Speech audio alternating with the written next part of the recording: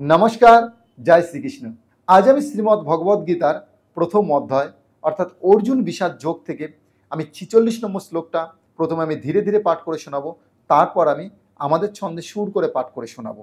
পরপর প্রায় 45টা শ্লোক আমরা শিখে ফেলেছি। এবার শেষ দুটো শ্লোকে অর্জুন নিজের সপক্ষে দুটো যুক্তি দেখিয়েছেন। চলুন শুরু করা যাক।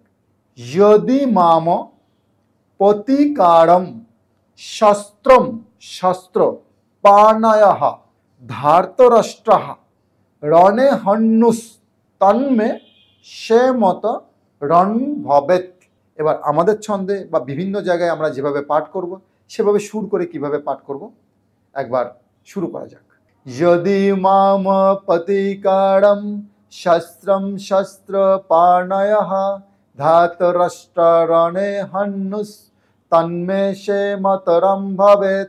এই শ্লোকে অর্জুন তার নিজের ভরাক্রান্ত হৃদয়ে তিনি বলেছেন, অস্ত্রশস্ত্র ধারণ করে ধৃতরাষ্ট্রের পক্ষের লোকেরা যদি অস্ত্ররহিত এবং যুদ্ধ বিমুখ অবস্থায় আমাকে বধও করে, তবে তা আমার পক্ষে অত্যন্ত হিতকারক হবে। অর্থাৎ এখানে যদি আমাদের ভাষায় বুঝতে চাই তাহলে কি বলতে চেয়েছে অর্জুন, যে তিনি অত্যন্ত ডিপ্রেশনে পড়ে গিয়েছেন যুদ্ধ না করার জন্য।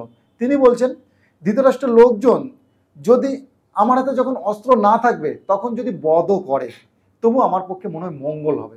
অর্থাৎ তিনি কোনো মতেই তিনি যুদ্ধ করতে চাইছেন না। তাকে যদি মেরেও ফেলে, তার হাতে যদি অস্ত্রও না থাকে, তবুও তিনি যুদ্ধ করতে কিন্তু প্রস্তুত নয়। এই শ্লোকে অর্জুন নিজের এখানে ডিপ্রেশনের একটা পরিচয় দিয়েছেন। নমস্কার, জয় শ্রীকৃষ্ণ।